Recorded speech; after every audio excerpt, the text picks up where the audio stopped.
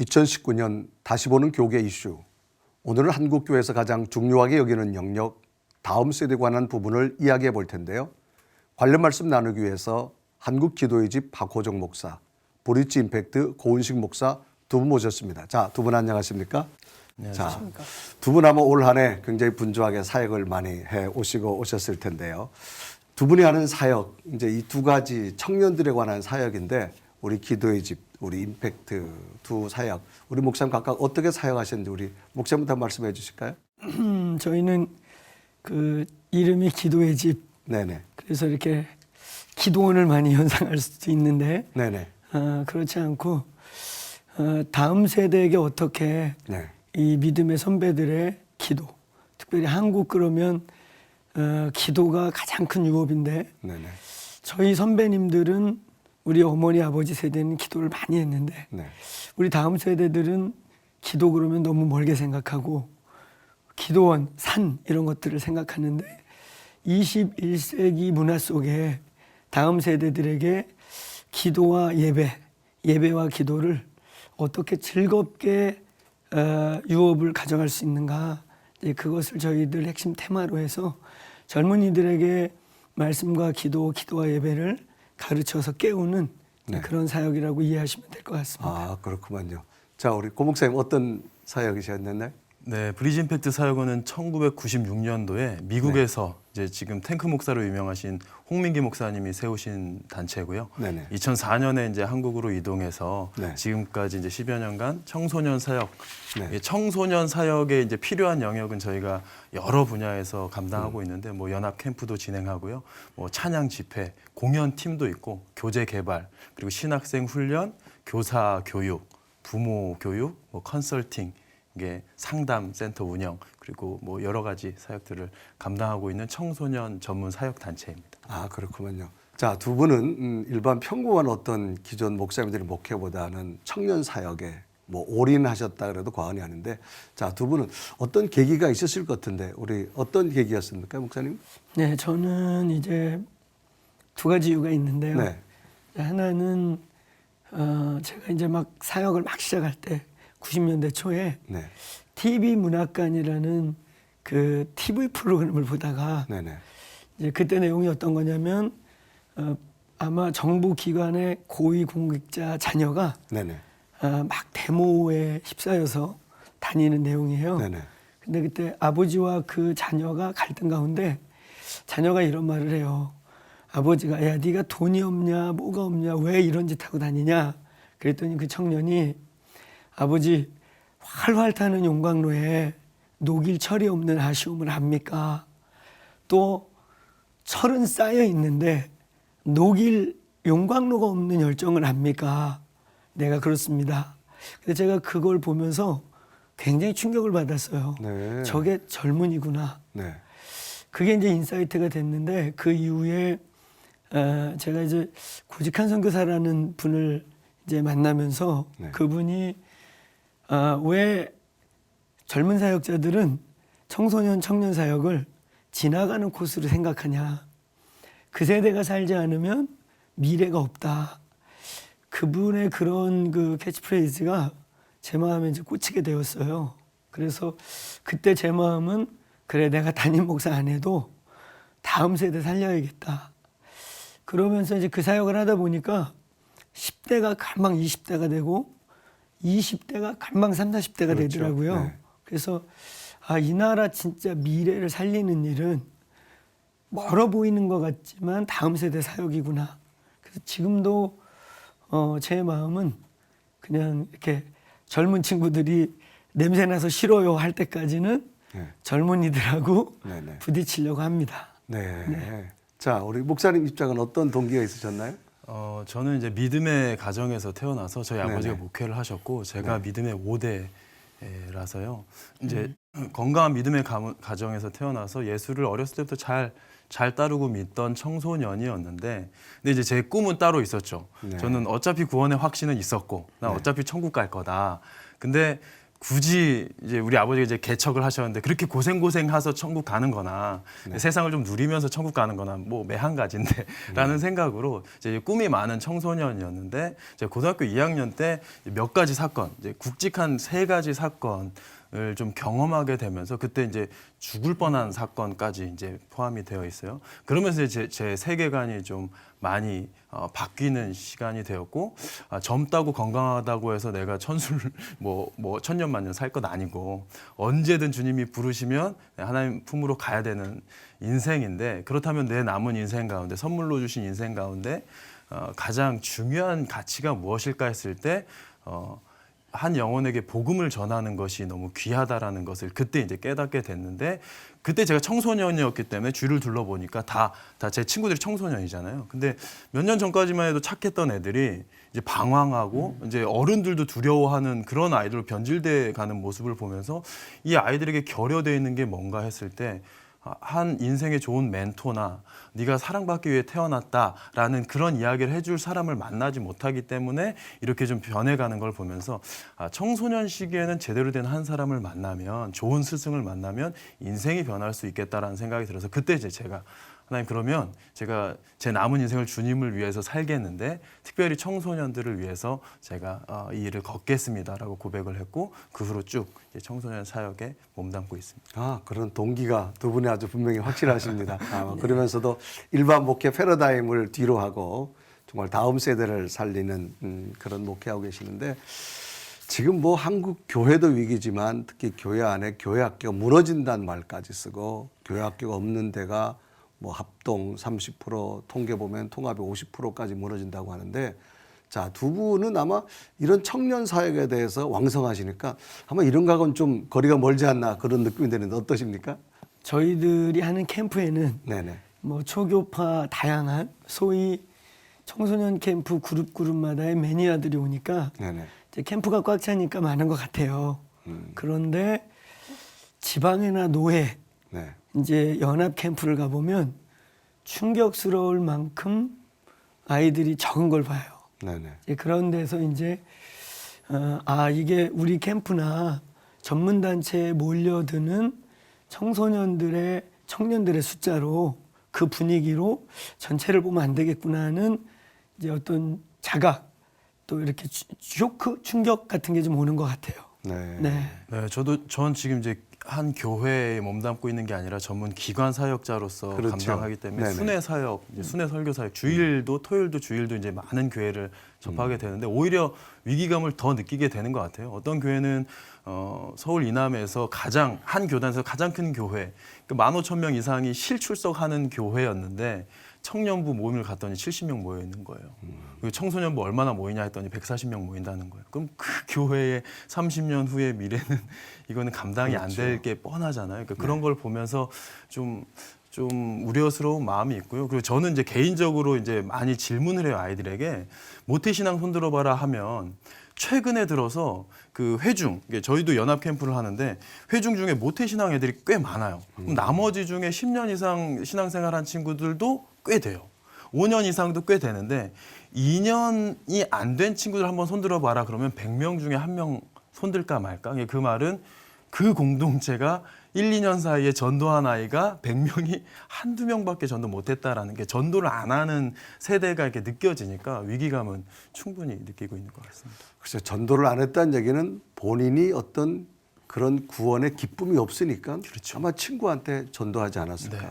결국은 우리 기존 세대들의 책임이라 그렇게 보아지는데요. 자, 이제 우리 한번 한국교회 전반적인 안으로 한번 들어가 본다라고 하면, 요즘 20대들에게 가장 인기 있는 캐릭터가 펭수라고 하더라고요. 펭수인데, 글쎄 기존 우리 세대들은 도대체 펭수가 뭘까 아마 좀 의아하게 여기는, 정말로 펭수를 좋아하는 세대와 나는 정말 다른 세대라고 하는 걸 느낄 수가 있는데, 자, 청소년들이 저렇게 열망하는 이유 분명히 있을 텐데, 두 분은 이 청소년들 세대를 어떻게 보십니까? 우리 목사님 입장은? 네, 저도 펭수 보면 네. 왜 재미있을까 그런 고민을 합니다. 그래서 제가 볼 때 아마 그 세대 사조가 다르니까 네. 저희 세대랑 저희 자녀 세대랑 전혀 다른 이유는 그 교육받고 자라온 환경과 문화나 이런 게 전혀 다르다 보니까 이제 그런 갭이 오지 않나 그런 생각이 좀 들고 펭수 이렇게 저도 이것 때문에 공부를 더 하고 왔거든요. 네네. 근데 보니까 소위 사이다 발언 또 이렇게 가리지 않고 숨기지 않고 그냥 네. 툭툭 내뱉는 어른 세대는 이렇게 숨기고 가리고 체면도 차려야 되고 그러야 네네. 되는데 펭수는 그런 게 없더라고요. 그냥 다 돌직구 날리고. 돌직구 날리고. 네. 어떤 면에서 그런 솔직함, 네. 또 이렇게 이중적이지 않음 이제 이런 것들이 젊은 아이들에게 굉장히 매력을 주고 있는 게 아닌가 네. 그런 생각을 좀 하고 왔어요. 아, 네. 그런 각도로 또 해석하셨네요. 우리 목사님 입장 어떠신가요? 네, 그 펭수를 보면 요즘 네네. 젊은이들이 환호할 만한 모든 걸 좀 갖추고 있는 것 같은 생각이 들어요. 근데 이제 시청자분들 중에 펭수를 모르시는 분들을 위해서 잠깐 설명해 드리면 네. EBS 방송국에서 아이들을 위해서 만들어진 캐릭터인데 네네. 근데 이제 20, 30대한테도 이게 호응을 얻을 줄은 제작진도 좀 몰랐던 상황인 것 같은데 이 컨셉 자체가 이제 남극에서 온 펭귄인데 네. 뽀로로가 야 대박 스타가 됐다 그러니까 나도 그 꿈을 안고 나는 BTS 근데 BTS는 한국에서 이제 세계로 네네. 뻗어 나가니까 BTS를 능가하는 인기인이 되고 싶다라고 해서 EBS에 지금 연습생으로 있는 네. 펭귄인데 네. 얘가 이제 젊은이들에게 인기를 얻는 이유가 아까 말씀하신 사이다 발언 이게 을이에요. 위치는 EBS 연습생으로 이제 컨셉이 잡혀져 있는데 얘가 그 김명중이라는 EBS 사장의 이름을 막 불러대면서 갑처럼 돌직구가 갑처럼 막 나오네? 네, 돌직구를 하면서 이제 을인데 갑처럼 사이다 발언을 하면서 이 위계 질서를 깨트리는 그런 게 있어요. 그러니까 대리 만족을 좀 느끼게 되고 네네. 이제 내가 사회에 나왔는데 계속 을로서 살아가게 되는 이 애환이 있는 젊은이들에게 그런 모습들 게다가 이제 되게 지혜롭고 센스 있고 위트가 있어요. 네. 그냥 어떤 예전에 좀 정형화되어 있는 뭐 유행어로 밀고 이런 개그 프로 이런 느낌이 아니라 네네. 그냥 어떤 질문이나 이런 거 해도 이 캐릭터 자체가 네네. 지혜로운 위트가 있다 보니까 네. 거기에 신선하게 반응하면서 이제 웃음이 끊이지 않는 그런 캐릭터 자체에 좀 힘이 있다라고 보여집니다. 아마 그 캐릭터의 모션, 행동, 언어를 젊은이가 좋아한다는 얘기는 그만큼 젊은이들 가슴 속에 저들이 갈망하는 게 있지 않을까. 네.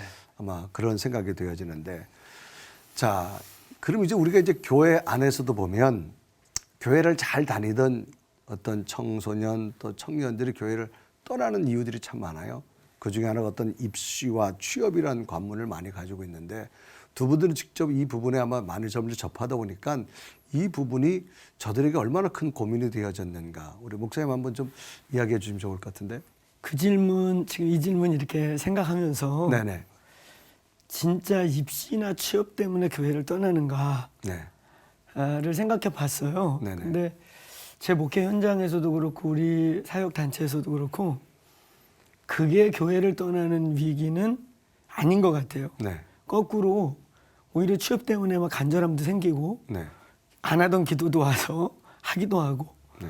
또 입시철 되면 안 하던 기도들도 하거든요. 네네. 안 나오던 교회도 나오고. 그렇죠. 네. 그래서 오히려 그게 문제기보다는 네. 사회 현상에 대한 교회의 대안이 없는 거. 또 젊은이들이 사회를 보면서 많은 질문이 있는데 네. 교회는 완전 딴 세계 같은 괴리감을 가진 거. 그래서 막상 사실은 대학 들어가서 교회를 떠나고 네네. 취업되고 난 다음에 교회를 안 나오는 케이스가 더 많습니다. 네. 그 이유는 그전에는 니드가 있으니까 네. 기도라도 하고 했는데 막상 그 현장에 딱 빠지고 나서는 그 현장에서 주는 많은 괴리감들을 교회가 답을 못 줘요. 오히려 멀어요. 그리고 모순을 또 느끼게 하고 그러니까 그런 부분에 교회가 답을 못 주니까 청년들이 떠나는 거지. 오히려 그 문제는 신앙의 어떤 면에서 갈증을 더 갖고 오는 요소가 되지 않나. 그래서 그 부분은 좀 취업과 이런 것들보다는 그 이후에 대안의 문제에 더 심각한 게 있지 않은가. 그 생각을 좀 해봤어요. 자, 그럼 우리 고 목사님 입장을 한번 들어보면 이러한 청소년 청년들의 어떤 사회적인 현실 속에서 저들이 받는 스트레스, 압박감 이게 굉장히 크지 않겠습니까? 네. 그래서 정신적으로 여러 가지 좌절하는 청년들도 많은데 자 이런 부분을 바라볼 때에 우리 고 목사님 바라보는 청년들 앞으로 어떻게 된다고 생각되죠? 일단은 지금 세대 자체가 네네. 지금 기성세대와 이게 다르다라는 거를 좀 네. 우리가 이해할 필요가 있는데요. 지금 뭐 밀레니얼 세대다라고 이야기를 하는 이 다음 세대는 기성세대와는 좀 이게 아날로그 디지털 이거랑 좀 이제 이 친구들은 디지털 세대인 거죠. 그렇죠. 그러니까 저는 디지로그 세대라고 해서 아날로그를 경험하다가 제가 이제 뭐 중학교 이때 이제 그런 디지털이 이제 됐으면 지금 세대들은 아예 그냥 디지털 세대라고 한다면 이 친구들은 정형화되어 있는 것을 좀 거부하는 세대인 것 같아요.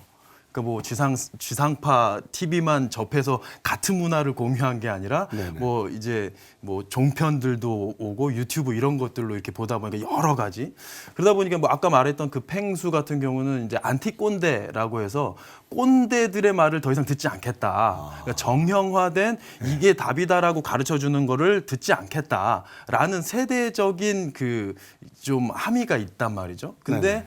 교회가 그들에게 꼰대처럼 다가갔을 때 네. 이들은 그냥 거부감이 확 드는 세대일 수밖에 없는 것 같아요. 그건 뭐 대한민국뿐만 아니라 전 세계적으로 지금의 세대가 이제 기성세대와 좀 부딪히는 그런 부분들이 있는데 교회가 거기에 말씀하신 것처럼 교회가 답이어야 되는데 그 답을 전해주는데 꼰대 같이 그러니까 뭐 부장 과장님들이 이제 회사에서 라떼는 말이야 뭐 그런 표현들 있었잖아요. 라떼는 말이야 하면서 네. 얘기해서 따라와라라고 하는데 당신 때는 그랬지만 지금은 아니에요 라고 안 듣는 세대에게 복음을 똑같이 라떼는 말이야 하면서 우리가 예전에 했었던 방식으로 다가가니까 이제 청소년 청년들이 거기서 벌써 식상함을 느끼고 약간 좀 거부감을 느끼게 되는 게 아닌가. 그러니까 안티 꼰대가 팽수로 대표되는 그런 문화거든요.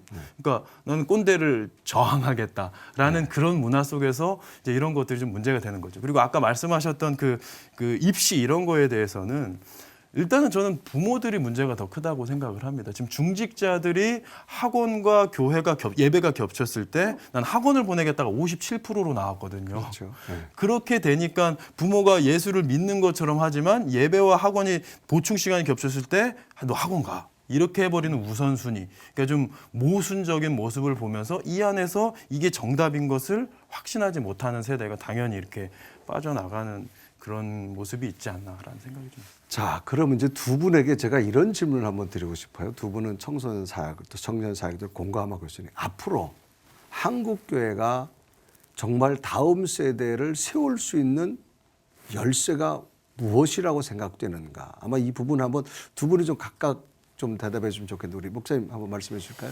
네, 제가 이제 이런 질문 받으면은 네. 제가 이 예화를 들어요. 네. 예를 들면 그 여우와 두루미 잔치 이소부화가 있잖아요. 여우가 두루미를 초청해 놓고는 전혀 두루미가 먹을 수 없는 접시에다 놓고 또 이렇게 항아리에다 놓고 또 여우가 또 두루미를 초청해 갖고는 서로 못 먹는. 네. 근데 제가 가끔 다음 세대를 살리겠다고 교회가 이제 막 프로그램 만들어 가지고 어른들이 잔치를 벌린 거예요. 근데 제가 가보니까 이건 완전히 여우 입장이지 두루미는 먹을 수가 없는 거예요. 그러니까 두루미는 너무 열받는 거예요. 아니 여우들 지네들 좋으려고 잔치 차려놓고 우리는 들러리구나. 근데 또 그걸 지켜보는 여우는 또 열받는 거예요. 아니 우리가 이렇게 포기하고 이렇게 잔치를 벌려줬는데 저 버릇없는 거 보라고. 제가 그거 보면서 이제 양쪽은 다 진심인데 네네. 그 서로를 읽는 문화 코드가 안 되다 보니까 아예 하려고 하는 것들이 더 갭을 만드는 걸 이제 보게 되는 거예요. 그래서 다음 세대를 접근할 때 눈높이를 맞추는 거, 저들이 정말 무엇을 원하는 거. 근데 이게 정말 쉬운 게 아니에요. 그렇죠. 어렵죠. 네, 어려워요. 왜냐하면 이제 가장 우리 기독교 문화 다양한 거를 다 빼놓고 이제 예배라고 하는 예배를 하나의 컨텐츠로 본다면 예배를 하나의 문화라고 본다면 우리 중심이잖아요. 근데 벌써 어른들이 원하는 찬송가와 아이들이 부르는 찬송가가 전혀 달라요. 근데 아이들에 맞추다 보면 어른들이 은혜를 전혀 못 받거든요. 근데 어른들이 좋아하는 곡을 또 맞추면 아이들은 아 이거 무슨 옛날 트로트 같은 걸 틀어줬냐 이런 분위기가 되니까 여기에 사실 굉장한 희생과 서로를 향한 이렇게 정말 맞춰줌이 필요하거든요. 근데 이게 안 되면 정말 두 그룹은 진심인데 여우와 두루의 잔치 같은 그래서 서로 더 화가 나는 결과는 이제는 앞으로 여우가 초대하면 두루미가 초대하면 절대 안 가. 이런 갭이 자꾸 만들어지는 상황을 제가 보는 거예요. 그래서 그런 상황에 있어서 가장 가깝고 핵심인 예배라고 하는 이 주제에 대한 세대 간의 눈높이 맞춤과 노력이 많이 필요하지 않을까. 거기서부터 풀어나가야 되지 않을까 하는 생각을 그냥 좀 단순하게 이야기 드립니다. 네, 우리 고 목사님 입장 어떠신가요? 뭐 저는 이제 세 가지로 말씀드리고 싶은데 네네. 한 가지 이제 복음이고요. 이제 네. 복음에는 뭐 더 부연 설명이 필요 없을 것 같고 복음이 아이들에게 전해져야 되는데 애들이 그냥 교회를 추억의 장으로 여기게 되면 애들이 중고등부 부흥했다 하더라도 청년부 올라갈 때 다 이제 고등부 졸업과 함께 청년부도 같이 졸업하는 현상이 일어나기 때문에 복음 교육이 필요하고 사람을 좀 세워야 된다는 생각을 가지고 있습니다. 이제 청소년 청년들은 이제 프로그램으로 통하는 세대가 아니거든요. 그러면 진짜 한 사람이 필요한데 이 전문 사역자가 세워지기 위해서는 교회의 관심과 교회의 분위기가 형성이 되어야 되는데 보통은 청소년부 사역자 하면 2년 내지 4년 교육전도사 시절에 인턴처럼 지나가는 사역으로 생각을 하기 때문에 전문성을 담보할 수가 없죠. 근데 그게 교회 분위기 자체가 그냥 교육부서만 계속 머물러 있으면 저도 그런 얘기 들었었거든요. 제 교육 목사일 때 고 목사 언제까지 교육에 있을까요? 이제 교구로 올라와야지. 마치 승진해야 교구로 올라가는 것처럼 이런 교회 문화를 좀 타파해야 된다라는 생각이 들어서 진짜 열정 있는 사역자를 키우고 훈련하는 게 필요하다. 그리고 세 번째는 이제 투자입니다. 투자 같은 경우는 저는 지금 이 시대는 이게 미래 보고서 보면 그렇잖아요. 2028년이면 한국 교회의 60% 교인의 60%가 은퇴자로 기록될 것이다. 근데 그건 대도시, 서울 같은 대도시가 버티기 때문이고 중소형 도시는 70-80% 이상이 은퇴자. 그리고 저기 시골에 있는 교회는 90% 이상이 은퇴자로 기록될 것을 2028년으로 보고 있단 말이죠. 그럼 이제 8년 남았습니다. 그러니까 저는 그런데도 지금 뭐 재정적으로 교육부서 예산 삭감하고 이런 교회를 보면 와, 이거 진짜 어떻게 될까 싶어요. 지금은 교회 예산의 50%를 교육부서에 쏟아도 될까 말까 한 시대인데 자꾸 삭감하려고 하니까. 근데 돈을 쏟아 붓는다는 것은요, 돈으로 애들의 마음을 살 수 있다는 게 아니라 그만큼 투자와 관심인 것이죠. 저는 교사 헌신 예배나 오후 예배 설교하면 장로님들, 권사님들께 제가 웃으면서 얘기를 드리지만 진심으로 말씀드려요. 다음 세대를 사랑하신다면 지갑을 좀 여십시오. 왜? 내 새끼, 내 손주, 내 자식, 내 조카라고 한다면 아낌없이 그 아이들을 위해서 마음을 전해줄 것이고 그렇게 사랑을 받은 다음 세대는 교회 안에서 끈끈한 가족 공동체를 느끼기 때문에 쉽게 떠나가지 않을 텐데 지금은 그냥 애들이 그냥 애물단지처럼 취급을 받으니까 그러니까 그런 문제가 좀 있어서 좀 세 가지 좀 꼭 부탁의 말씀을 드리면서 말씀드렸습니다. 글쎄 우리 이제 한국 교회의 가장 또 두렵기도 하고 염려스러운 이 다음 세대 끊임없이 변하는 시대 속에서 두 분의 이야기를 들으면서 느끼는 거는 먼저는 기존 세대들이 저들을 좀 공감해 줘야 되겠다. 그리고 먼저 좀 다가주고 너 왜 이렇게 할 수밖에 없니라기보다는 너가 이렇게 할 수 없구나라고 하는 먼저 손을 잡아주는 그런 기존 세대들이 좀 되어졌으면 하는 그런 어떤 충격적인 이야기도 듣게 되어지는데요. 자, 이제 두 분 오늘 정말로 한국교회가 공감하고 있는 이야기 정말 솔직담백하고 또 충격적인 이야기 많이 드렸는데 앞으로 여러분 두 분 사역에도 멋진 사역이 일어나며 한국교회 새로운 미래 교회가 일어나기를 저희도 함께 소망하며 기도하겠습니다. 두 분 말씀 감사합니다. 네.